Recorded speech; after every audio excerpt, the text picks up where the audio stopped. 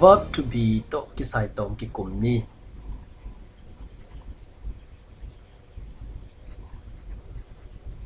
verb to be อีจีจังยนะ am is are was or been being จีเตฮีย infinity อีจีเต verb 1 ฮี am is are be เป็น verb 1 ฮี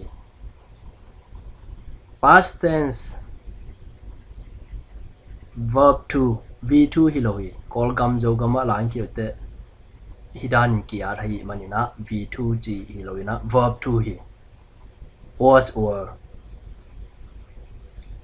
past participle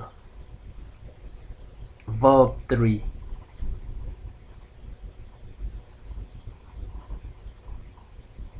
been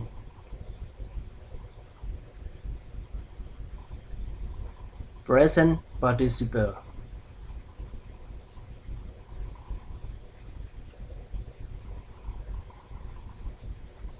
verb 4 I get verb ing being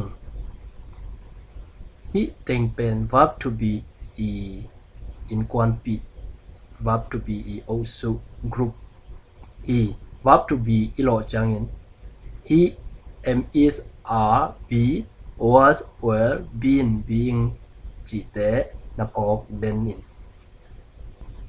verb to be นุง I get verb to be คิดเต present participle verb 4 verb ing I get gerund past participle verb 3น้องจริงตังสักโซ adjectives น้องและ prepositional phrases อิจิเตกิจังฮี verb to be present tense ตกลายกว่ากิสินนี้ subject verb to be present participles verb 4 or verb ing the car is moving mouth open by he she is cheating ama nuin hong khem hi they are arresting amao te in man hi I am informing ken kathai sakhi kazasaki you are firing ama dan kipya hi dot na question subject le verb to be amun khek ding china present participle pen angein ngei ding hi tote question mark koi di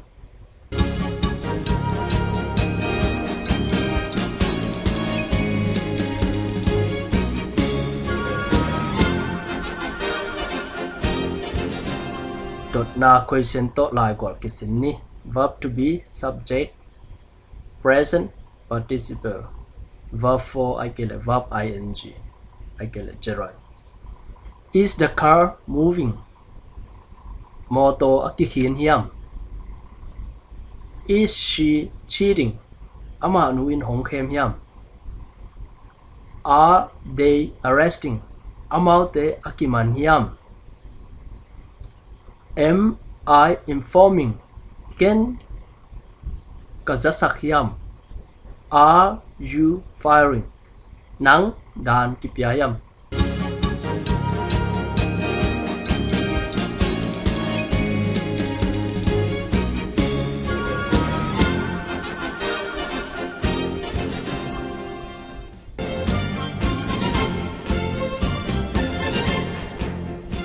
subject verb to be past participle verb 3 the car subject is pen verb to be hit verb 3 the car is hit moto kitai khai she is cheated ama nuin khem thua ke they are arrested amau te kiman a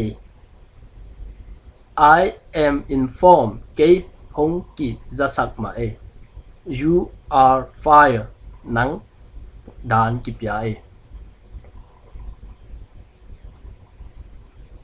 subject verb to be mun khek ding china past participle verb 3 pen ange ding to te question mark.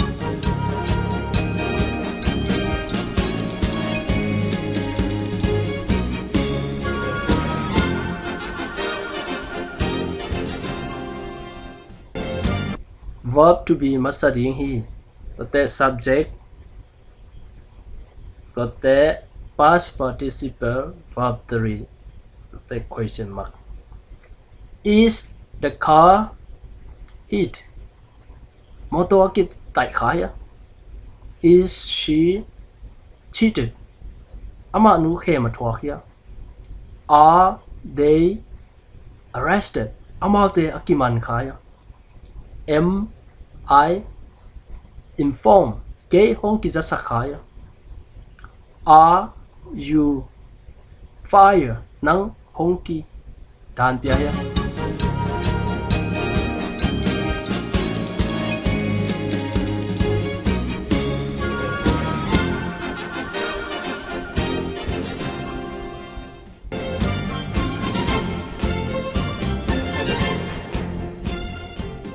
Subject, verb to be, adjectives. The car subject is verb to be, good adjective. The car is good. Moto in hohi. She is pretty. Ama nu hohi. They are lazy. Ama te thadahi. I am clean. Ke siang thâu in. You are dirty. Nang nien te.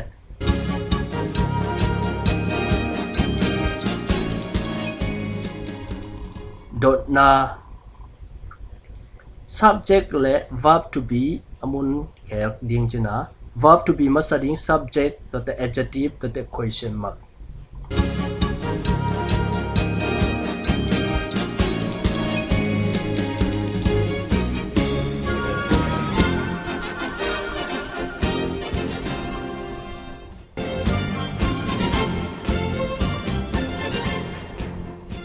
Verb to be, subject, adjectives, question mark. Is the car good? Moto ahoy here. Is she pretty? Ama nu ahoy here. Are they lazy? Ama te atada hiam. Am I clean? Ke kasyang to hiam. Are you dirty? Nang nanin hiam.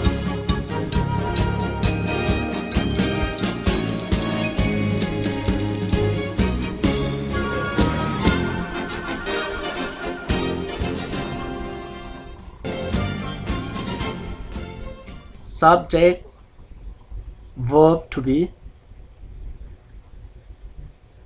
prepositional phrases. Prepositional phrases chỉ depend in, with, for chỉ te po hi.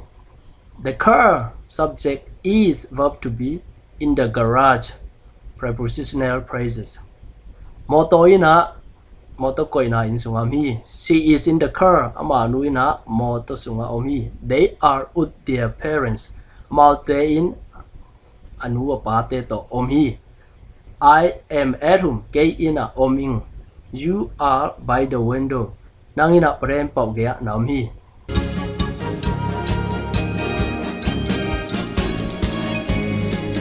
Dot na subject le verb to be amun khek ding. Prepositional phrase pen ange ding to te question mark.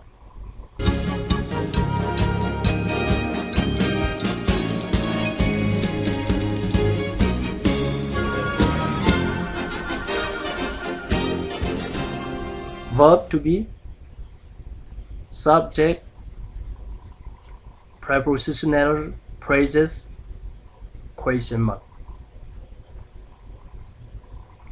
Is the car in the garage? Moto ko ina in sunga aom hiam. Is she in the car? Ama nu moto sunga aom hiam. Are they with their parents? Ama te in anua pate to om hiam. Are am I at home? Ke ina kam hiam. Are you by the window? Nangina prem pau gaya na om hiam.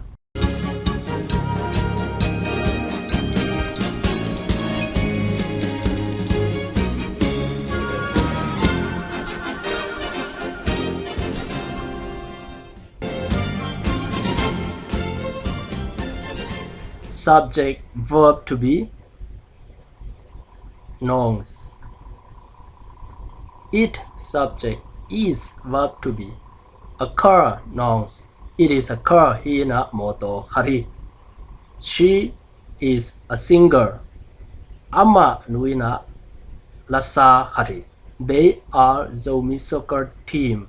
Amal te na Zomi tupeng kipor na theih. I am a teacher. Ke na sang sia khat kahi. You are students. No te na sang na pang na hiu hi. Dot na. Subject le verb to be amun khek ding. Nouns angeya nge ding. Question mark.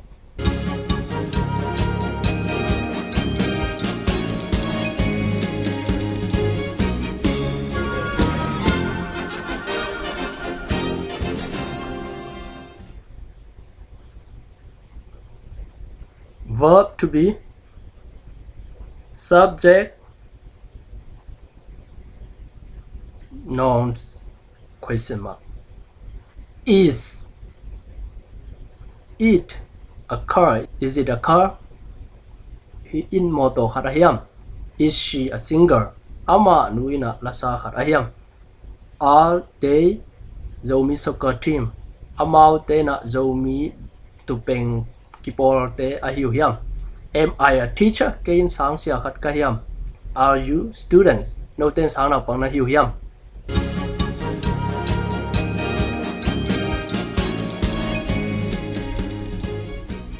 In present tense, past tense, perfect form, past participle, progressive form, present participle jite nakisinun. Lungdam.